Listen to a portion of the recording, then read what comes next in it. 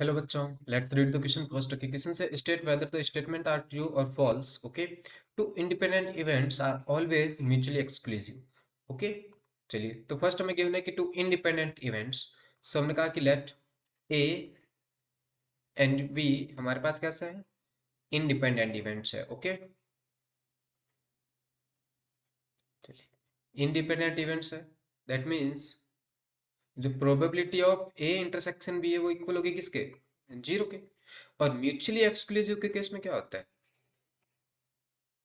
Okay, जो हमारे पास म्यूचुअली एक्सक्लूसिव का केस है उसमें हमारे पास क्या होगा कि जो probability of A intersection B है वो इक्वल होनी चाहिए किसके, probability of A dot probability of B के। So this is our equation number 1 and this is our equation number 2। So from equation 1 and 2 what probability of A dot probability of B equals to zero होना चाहिए। तो क्या ये हर condition के लिए true है, मतलब ऑलवेज ट्रू नहीं है, क्यों? This statement is not always true, not always true।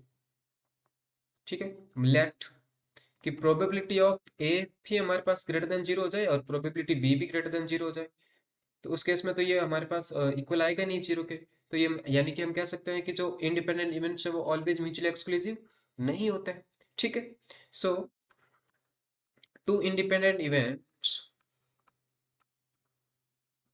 To independent events are not always mutually exclusive, यानी कि ये जो स्टेटमेंट हमारे पास है वो कैसा है, फॉल्स स्टेटमेंट है। Okay, I hope you understand the solution. Thank